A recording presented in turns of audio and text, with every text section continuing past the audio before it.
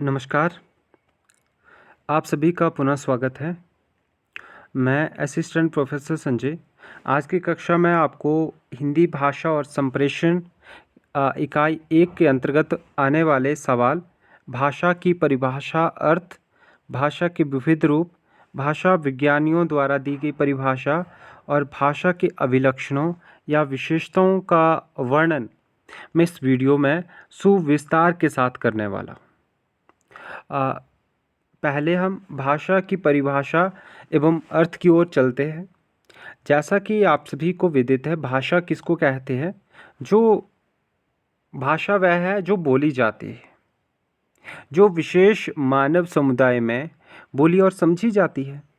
भाषा मानव और मानव समूह के मध्य ऐसी कड़ी है जो निरंतर आगे जुड़ती चली जाती है।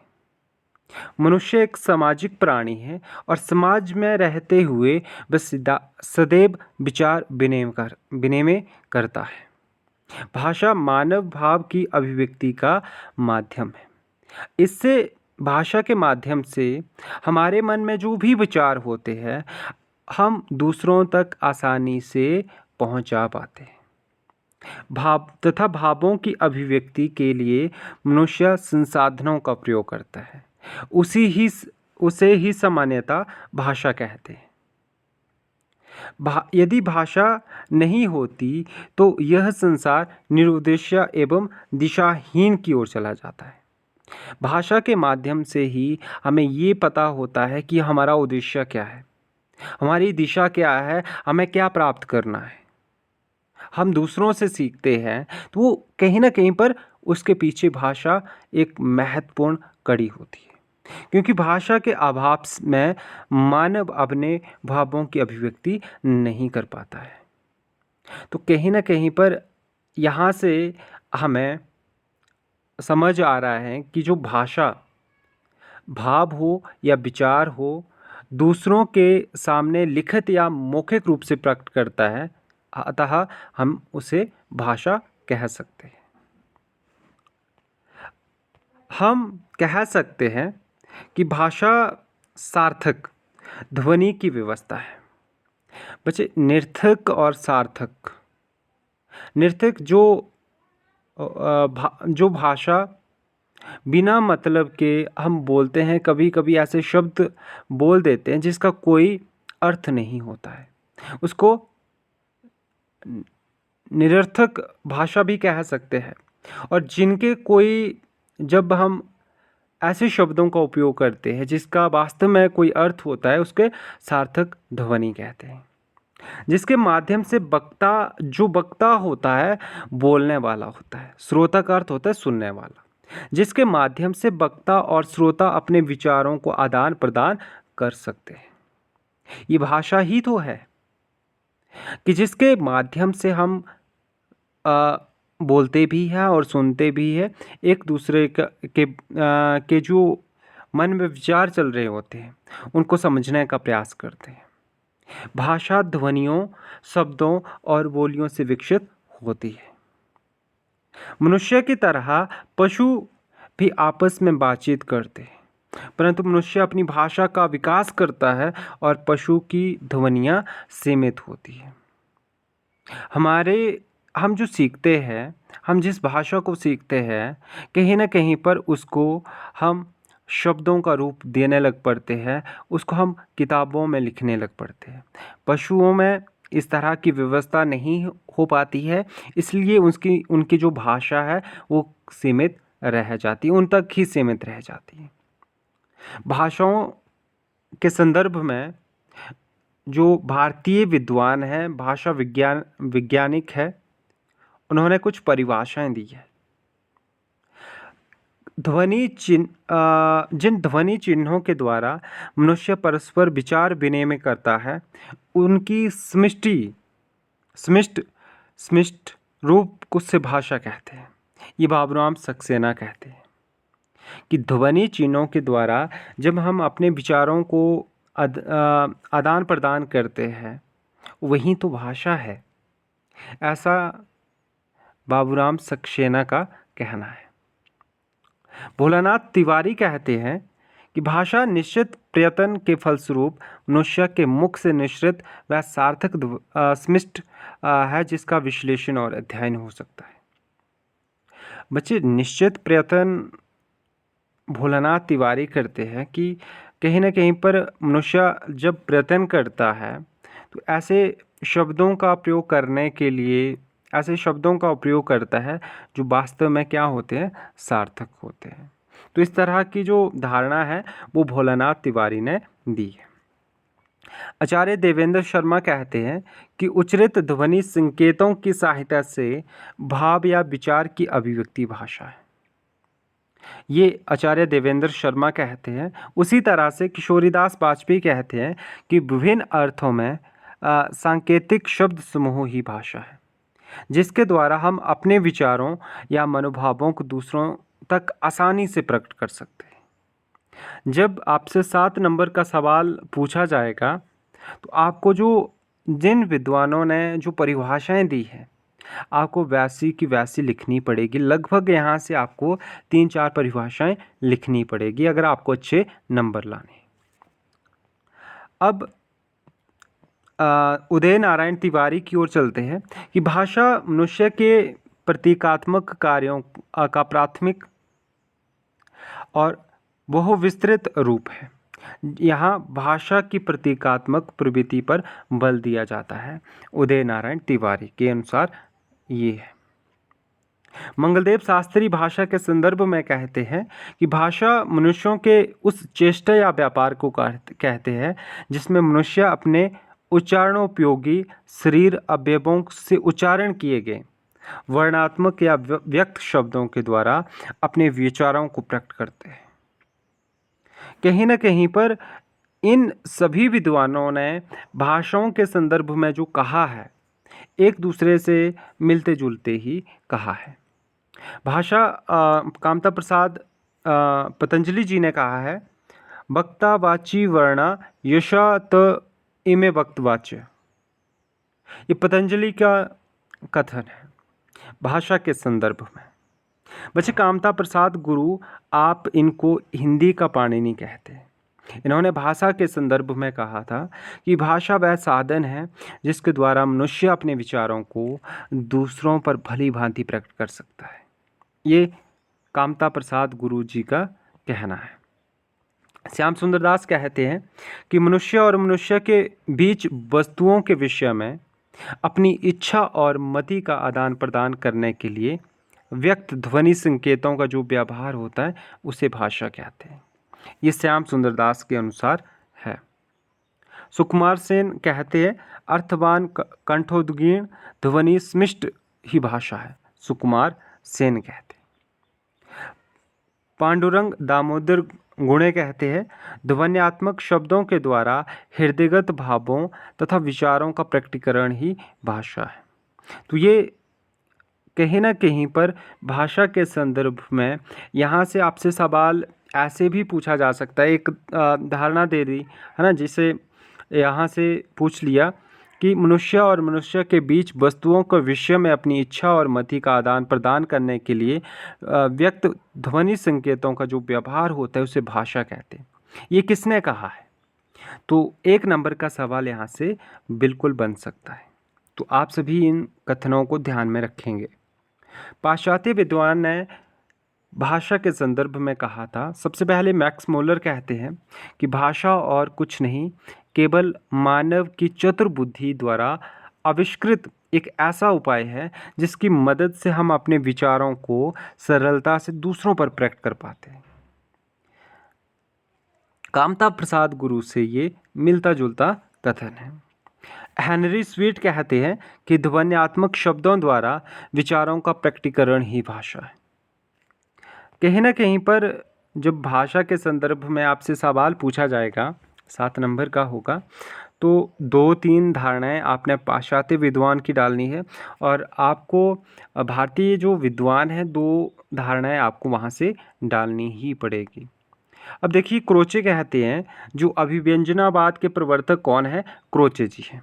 भाषा उस स्पष्ट, सीमित और सुसंगठित ध्वनि को कहते हैं जो अभिव्यंजना के लिए नियुक्त किया जाता है। ये क्रोचे कहते हैं। प्लेटो का मानना है पाश्चात्य साहित्य के अंतर्गत आने वाले ये महान विद्वान हुए। विचार आत्मा की मूक बातचीत है, पर वही जब ध्वन्यात्मक होकर होठों पर प्रकट होती है उसे भाषा कहते हैं। ये प्लेटो का मानना है। भाषा के अभिलक्षण और विशेषताएं। ये सभी पॉइंट भाषा के अभिलक्षण और विशेषता की ओर अंकित करते हैं। यादृच्छिकता पहला है। बच्चे, भोलानाथ तिवारी जो भाषा वैज्ञानिक है, अर्थ इन्होंने भोलानाथ तिवारी के अनुसार यादृच्छिक शब्द का अर्थ होता है इच्छा के अनुसार।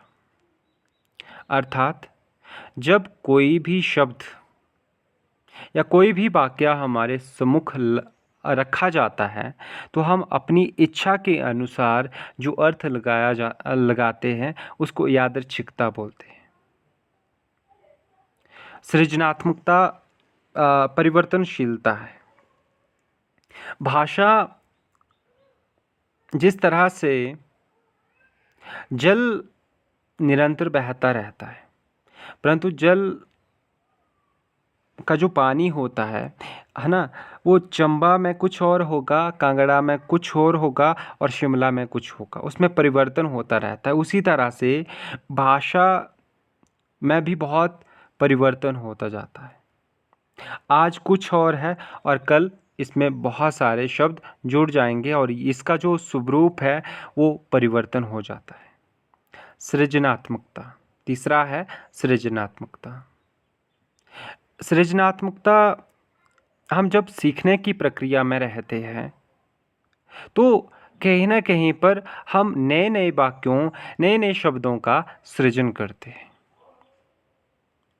और आप सभी को पता है सृजनात्मकता भाषा का महत्वपूर्ण विशेषता मानी जाती है। ध्वनि व्यवस्था। ध्वनि भाषा का व्यवहार वक्ता और श्रोता पर ये ज़्यादा आश्रित रहता है। इसलिए ध्वनि का उच्चारण करने और उससे सुनने की एक व्यवस्था होती है। वक्ता और श्रोता यदि समान भाषिक संस्कारों में पले हो तो वह एक दूसरे बात को भाषा के द्वारा आसानी से समझ सकते हैं। हरिश्चंद्र वर्मा जी ध्वनि व्यवस्था के अंतर्गत लिखते हैं, भाषा ऐसी वाच्य श्रव्य ध्वनि व्यवस्था है जिसके माध्यम से वक्ता का संदेश श्रोता को सहज रूप में संप्रेषित हो जाता है। अर्थात जैसे जो वक्ता है और श्रोता है, ध्वनि जैसे वक्ता है, वक्ता सरल सहज शब्दों का उपयोग यदि करता है तो श्रोता आसानी से समझ लेता है, उसमें ध्वनि रुकावट नहीं बनती है। आगे है अनुकरणात्मकता। जिस तरह से बच्चा या विद्यार्थी दिन प्रतिदिन अनुकरण के द्वारा सीखते जाते हैं। अनुकरण दूसरों से सीखना। बच्चा एक छोटा सा होता है, वो भाषी ज्ञान कहाँ से प्राप्त करता है? अपने माता पिता से करता है। माता पिता जिस तरह से बोलते हैं, उनका लहजा बातचीत करने का, वो सभी कुछ बच्चा सीखता है। और ये जो सीखने की क्रमता है वो आरंभ से बच्चे के जन्म से लेकर बच्चे की मृत्यु तक वो चलती रहती है, क्योंकि जो मनुष्य है वो हमेशा विद्यार्थी रहता है। भाषा एक सामाजिक संपत्ति है। अगर हम भाषा को एक सामाजिक वस्तु या संपत्ति कहें तो इसमें कोई बड़ी बात नहीं है, क्योंकि भाषा जब से हमारा जो समाज है, समाज में बहुत सारे ऐसे शब्द होते हैं जो हम दूसरों के सम्मान देने के लिए करते हैं। तो ये भाषा जो है वो समाज द्वारा ही तो इसका निर्माण हुआ है। इसलिए कहीं न कहीं पर हम कह सकते हैं भाषा का जो निर्माण है या भाषा की उत्पत्ति एक समाज से हुई। अगला है, भाषा एक परंपरागत वस्तु है। परंपरा कई पीढ़ियों से भाषा चली आ रही है, एक परंपरा है। जिस तरह से हमारे जो गोत्र है उसकी एक परंपरा चली आ रही है, उसी तरह से भाषा की भी परंपरा चली आ रही है। भाषा सामाजिक वस्तु होने के साथ साथ परंपरागत वस्तु भी कही जा सकती है। कारण यह है कि प्रत्येक समाज में भाषा का प्रचार एवं प्रसार दीर्घ परंपरा से चला आ रहा है। समाज के लोग इसे प्राप्त करने के लिए प्रयास करते हैं। इसलिए हम कह सकते हैं कि भाषा एक परंपरागत वस्तु है और भाषा एक अर्जित संपत्ति है। जितने बच्चे आप सभी भाषा को तभी सीख पाते हैं, भाषा पर अच्छी पकड़ तभी बना पाते हैं जब आप सीखने की क्षेत्र में आगे बढ़ते हैं। जन्म के साथ ही मानव शरीर के विभिन्न अंगों की स्वतः प्राप्ति हो जाती है। भाषा उसी में स्वतः प्राप्त नहीं होती है, हमें उसे सीखना पड़ता है। और ये कब कैसे होता है? हम समाज में रहकर भाषा को सीखते हैं। अमीर खुसरो इसके बारे में बहुत खूबसूरत लिखते हैं, जो हिंदी खड़ी बोली के प्रथम कवि माने जाते हैं। किनको माना जाता है खड़ी बोली का प्रथम कवि? अमीर खुसरो को माना जाता है। कहते हैं कि मैं हिंदुस्तानी का तुर्क हूँ और हिंदवी में उत्तर देता हूँ। मेरे पास मिस्र की शक्कर नहीं जिसमें मैं अरबी में बात कर सकूं। ये हिंदी भाषा को प्रमुखता देते थे। भाषा जटिलता से सरलता की ओर अग्रसर होती है। आप सभी को पता है कि सबसे प्राचीन जो भाषा है वो वैदिक संस्कृत है। वैदिक संस्कृत के बाद लौकिक संस्कृत आती है। तो बच्चे, वैदिक संस्कृत में बहुत सारे जटिल शब्द थे। जब लौकिक भाषा का निर्माण हुआ तो कठिन जो वैदिक संस्कृत के जो कठिन शब्द थे वो लौकिक संस्कृत में नहीं लिए गए थे, उसमें कोमलता आ गई थी। इसलिए हम कह सकते हैं कि भाषा जो है वो जटिलता से सरलता की ओर अग्रसर होती है। यदि हम भाषा के क्रमिक विकास का अनुशीलन करें तो हमें ये तथ्य से पता चलता है कि भाषा जटिलता से सरलता की ओर उन्मुखीकरण होती है। भाषा की प्रवृत्ति मानव की सामुदायिक प्रवृत्ति के सामने नित्य प्रगतिशील है। ये सभी आपको याद रखना पड़ेगा। भाषा संप्रेषण का सर्वाधिक शक्तिशाली माध्यम है। अब देखिए, कहीं ना कहीं पर हम संकेत के माध्यम से हम लिखकर अपने भावों की अभिव्यक्ति दूसरों तक पहुंचाने का प्रयास करते हैं, परंतु आसान रूप में अगर हम भाषा के पहुंचाने की बात करें तो हम बोलकर उसको आसानी से पहुंचा पाते हैं। तो इसलिए भाषा संप्रेषण का सर्वाधिक शक्तिशाली माध्यम क्या है? भाषा है।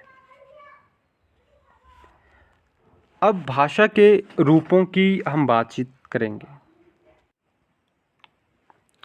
भाषा के रूपों में जैसे कि व्यक्तिगत बोली आती है, या आप सभी जानते हैं, है ना, उपबोली आती है, इसमें भाषा आती है, बोली आती है, उपबोली आती है, भाषा और बोली है, मानक भाषा है, राष्ट्रभाषा तथा राजभाषा है, अंतर्राष्ट्रीय भाषा है, संपर्क भाषा है, साहित्यिक भाषा है, संचार भाषा है, अमानक भाषा है, कूट भाषा है, कृत्रिम भाषा है और मिश्रित भाषा है। ये भाषा के सभी क्या है? रूप माने जाते हैं। तो आज की कक्षा में हमने ये जाना कि भाषा की परिभाषा पर हमने बात की, भाषा के विविध रूपों की बात की, भाषा विज्ञानियों द्वारा दी गई परिभाषा पर बात की और भाषा के अभिलक्षणों और विशेषताओं पर बात की। तो आज के लिए इतना ही। मिलते हैं जल्दी ही अगली वीडियो के साथ। तब तक के लिए धन्यवाद।